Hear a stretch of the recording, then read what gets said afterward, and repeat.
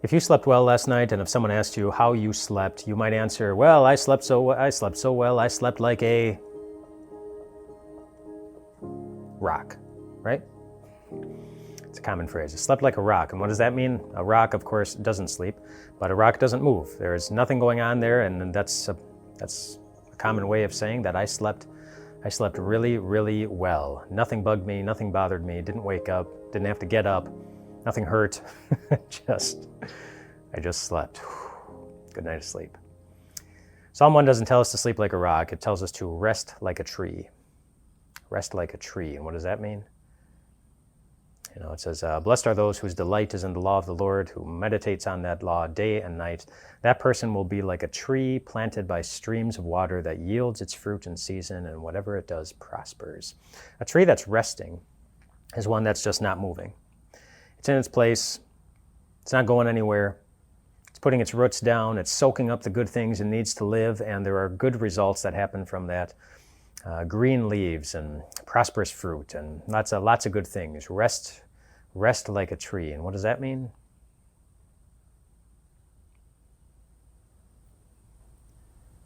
Well, it wants you to sit tight and just reflect on some of the wonderful things that Jesus did during his ministry. Take time on a regular basis to remember that Jesus promised his disciples that he would always be with all of them, all the time. Remember Jesus hanging on the cross, crying out,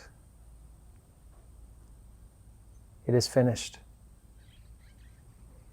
Of course, what was finished? The payment for sins. It was finished. Picture him looking over to the thief on the cross, saying, "Today is the day that you will be with me in paradise." Picture Jesus walking into a room full of people crying and saying something that would have sounded so absurd. "Oh, that little girl, she's not dead. She's only sleeping." But of course, it wasn't absurd. From God's perspective, it was true. Those are just a couple of examples, but I want you to think about what each of those examples has in common. Jesus said something. Jesus promised something. And someone else benefited from it. Someone else prospered. The disciples prospered, knowing Jesus was with them in all things, and that he always will be. Your soul prospered when Jesus cried out, "It is finished," and you were forgiven. The thief prospered when he was so graciously given the gift of heaven. Of course, the little girl prospered when Jesus gave her the ability to live again. And her parents prospered. And all those sad guests prospered because they were given a new perspective to live with. One that allowed them, the next time they felt sad, the next time they experienced loss, the next time they felt alone, the next time they felt guilt, to rest in something that will give them the ability to prosper again.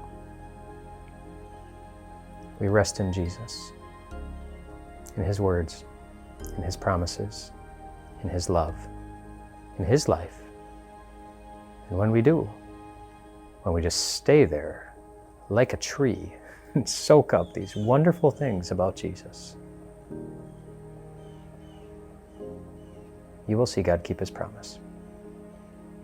You will prosper too. Rest well tonight, my friends.